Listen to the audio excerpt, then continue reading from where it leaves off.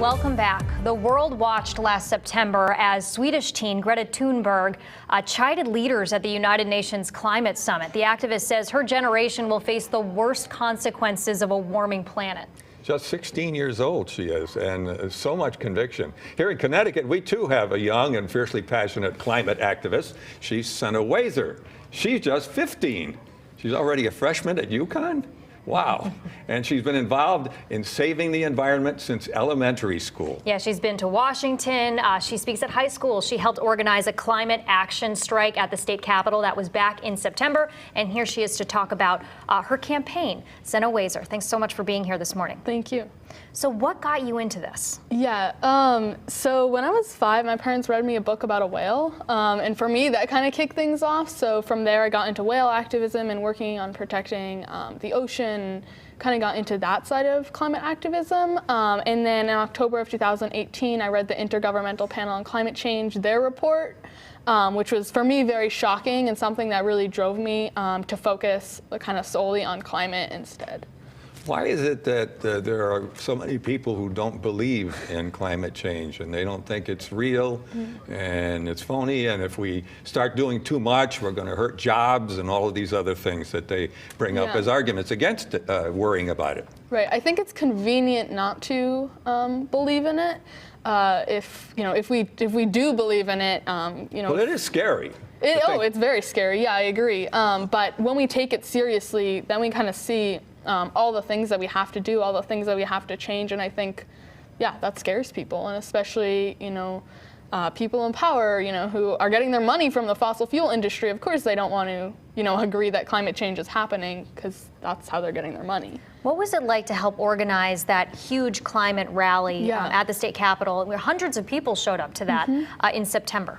Yeah, that was really exciting. So that was like the biggest event I had ever helped organize. So I think it was very inspirational for me to see, so many people turn out in support of climate action and really all, gather together to demand immediate and drastic climate action from our elected officials. You wanted to get the governor on board and the legislators, but what's been happening? The governor? Has he said anything to you? Unfortunately not. So we're working on that. We're working on following up with him and continuing to pressure him because we want to meet with him. We want to talk about, actually at September 20th, we delivered a resolution to his office outlining steps that we need to take to combat climate change. Is there one major step that you would say that this is the first step we've got to take? I mean, there's not one thing, but I think something we need to do right away is stop new fossil fuel infrastructure, because it doesn't, make sense to be building like new fossil fuel power plants when we know that we need to be moving away from that.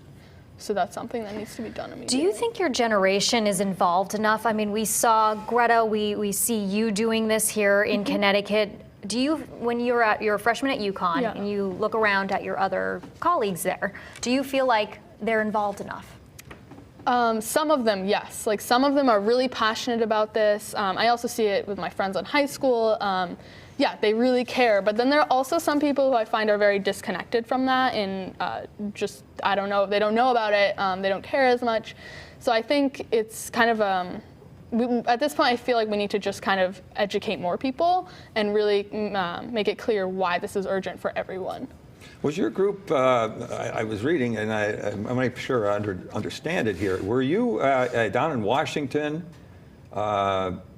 just last month and occupying, or was that a different group? Occupying the Speaker's office there. So I believe that was last year that we occupied. Well, that was last year. Speaker Nancy Pelosi's office. Yeah, so that's the Sunrise Movement who did that, and I am. You're in the Sunrise Movement. I am, yeah. I'm the co-director of Sunrise Connecticut, so yeah. Okay, so you're a freshman at just 15 years old. Yeah. I mean, you have so much of your life ahead of you. What's your goal? What do you think would be awesome to be able to do in your life? I mean, I guess I want to see us take big steps on climate change. Right now, that is my goal. Personally, I want to, move into politics. Right now, I do a lot of lobbying. I'd love to be on the inside and get to work, with activists on the outside and kind of. You want to run for office someday? Yeah, someday. Oh, interesting. Really? I can't even vote right now, but at well, one point. I know, 15. You're going to have your PhD by the time you're 19 or 18. You'll be voting maybe soon sooner. enough. Well, that's good. Is there a message that you want to give lawmakers here in Connecticut with this platform that you have today? Yeah, I think I just want to say youth are, like, we are standing up for climate action, but we are on the outside. You know, we can't take these steps. We need, you know, lawmakers, we need public officials, as, you know, people in power, we need them to take this climate action that we are asking for. And the administration in Washington pulled out of the climate accord. Yes. And that must have been pretty disheartening for you. Yeah, that was very disappointing. And I think right now I'm at the point where I'm really just focused on state and local politics because I feel like federal is very difficult. But then also, of course, focusing on the 2020 election. Have you read at all about the wind farm that they're trying to put in off the coast in the Atlantic Ocean? What are your thoughts on that? Yeah, I think that's really exciting. I think Connecticut really needs to be ramping up our renewable energy. So I'm very excited that they're working on that. Would there be any impact on marine life having the wind turbines out there? So I mean, I don't have a lot of information on that, but yes, there probably will be, especially when they're putting it in. Yeah. Well, this is an amazing thing you've been doing all the way through your life. You were homeschooled. Yeah. You live in Mansfield, and you walk to school now. I do. As a freshman, you carry all your books, no matter what the weather. You just. Yeah, sometimes I get a ride, but mostly I walk. And you've been involved since you were 5 years old in Yes. these causes, right? Yep. Amazing. Well, Sena, it's been such a pleasure and inspirational to meet you. Thank and you.